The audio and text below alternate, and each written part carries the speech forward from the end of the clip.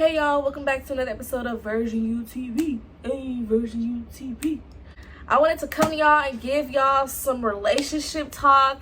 I haven't talked about relationships in a minute. It's been a minute, yeah, it's been a minute. And I love talking about relationships, but I'm single, what do I know?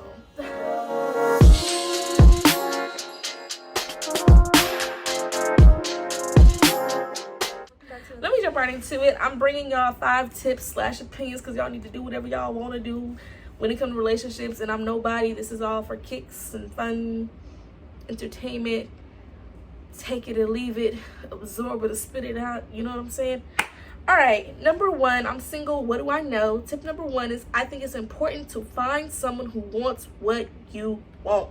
Let me say it again for the people in the back.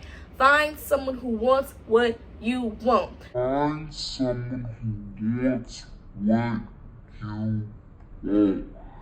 Find someone who wants what you want, but you also don't want someone who just says that they want something just because you say it. Like, you can go to somebody and be like, oh, I'm real big on communication. And he like, yeah, man, I love communication too. I can't mess with nobody that don't communicate. Girl, he's playing your game. Like, you're literally handing him the next play. Come on now. Like, you gotta find someone who genuinely wants what you want, not someone who's gonna say they want what you want just to get something out of you. Like, I want somebody that's gonna pay 100% of the bills. A man should pay 100% of the bills. Okay, go find a man who wants to pay 100% of the bills. Like, find what you want. And hopefully he wants that same thing. If he wants to pay the bills and you want someone that does pay the bills, whoop-de-woo, there it goes. It's not that difficult, you know? Or people be arguing, should the woman serve the man his plate first, or should she pay, like, feed the kids? I don't know. What does he want? What do you want? Is it the same thing? Cool, great, do it. If you feed your kids first and the world is saying you should feed your husband first, if your husband and your children are happy, who the heck cares? Like, we get so wrapped up in what everyone is trying to call the norm or the right thing to do. Last time I checked, it was you and whoever in a relationship. If y'all good, then everybody else should be good too. Like, I don't know. For me, it's just very simple. If he wants it, she wants it, or he wants it and he wants it, or she wants it and she wants it, I don't see the problem. The problem I see is when you get with someone and they don't want the same thing that you want and you're mad. That's on you. And you should just be focusing on how you want to structure your relationship, how you want to run your life.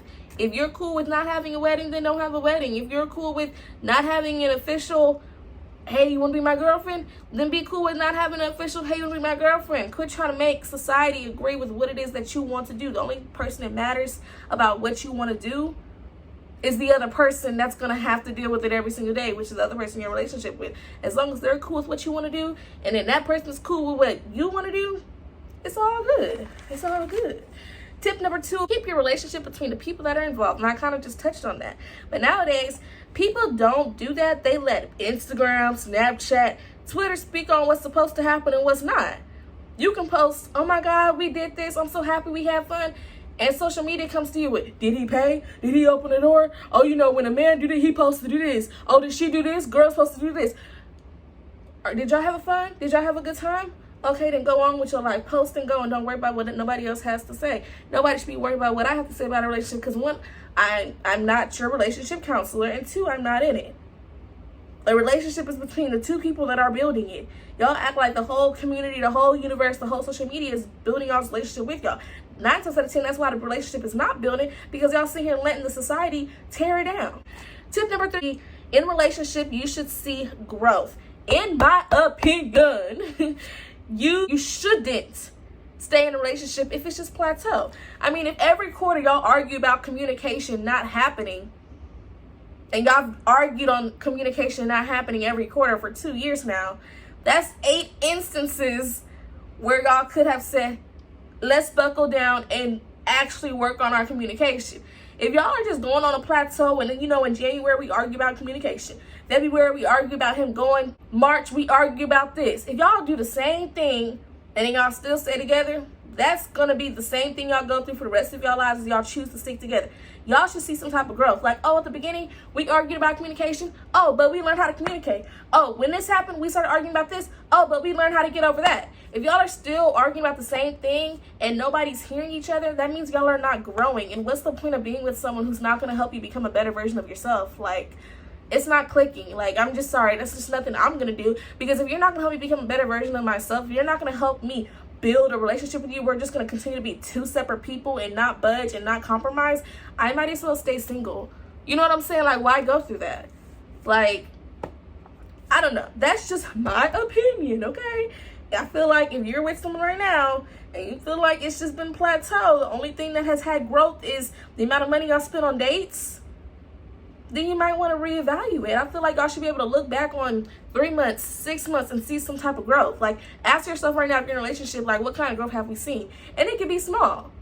We've had growth where we've committed to stick to a relationship goal that we've had. We've had growth because we worked on a communication. We've had growth because we've learned to not be up in each other's space so much. We've had growth because we built better trust. We've had growth because, like, it should be something. It shouldn't just be plateau, and let's forget about the arguments about us not growing and not listening to each other and not communicating because we have good intimacy or we go out and have fun when we're together for an hour of the day. Like, there should be growth there. You know what I'm saying? Like, if that person is really building a relationship with you, they should be able to see who you are for who you are and be able to help you in certain areas of your life and vice versa. Like, growth within yourself, but then growth within amongst y'all too, like as a couple or as a unit. I don't know. I just don't feel that there's a reason to be in a relationship if you're just gonna stay exactly where you are. Like, you know what I'm saying? Like, if you're doing something in your life and you're single and you're doing something and it's keeping you exactly where you are, you wouldn't stay in it. You know what I'm saying? But that's gonna lead to my next topic about how I think people stay in relationships or want a relationship because of the idea of it, because it temporarily fills a hole in their heart. You know what I'm saying? People are like, oh, I'm just going to keep this because it does this for me temporarily, but like, it's not doing anything for you in the long term because you're not growing.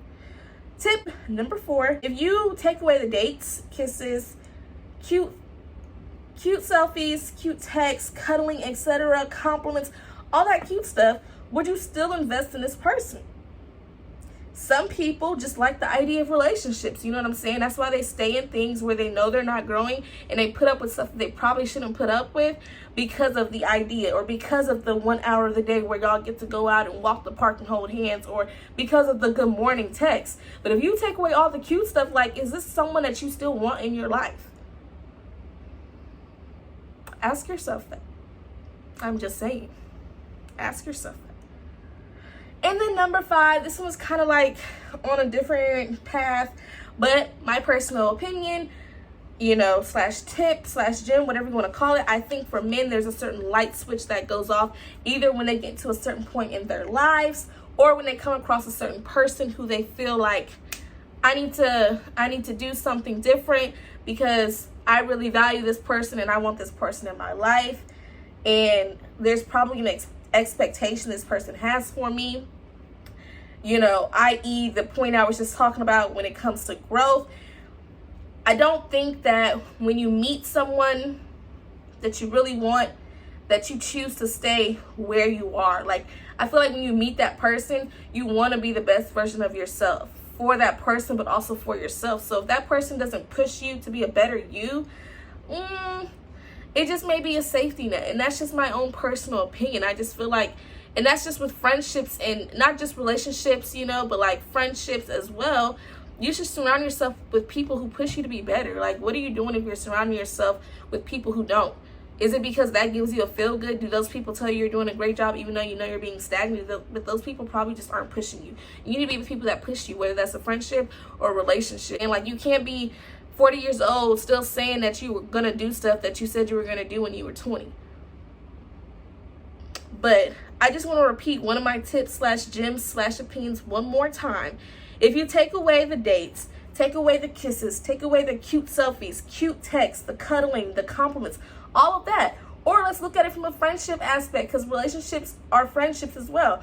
If you take away the calls where y'all vent to each other, or the hangouts, or girl, let me get your opinion, or What's up? You trying to go hoop? If you take all the fun stuff away, like, is this someone that you still want in your life, in your regular, boring life where you just go to work and go to sleep? Is this someone that you want in your life? Is this someone that's going to make you a better version of yourself?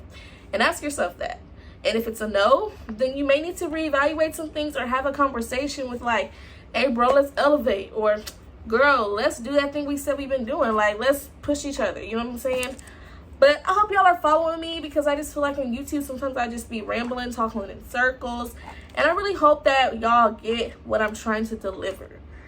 But on that note, continue to be the best version of yourself. And yeah, that's all I got.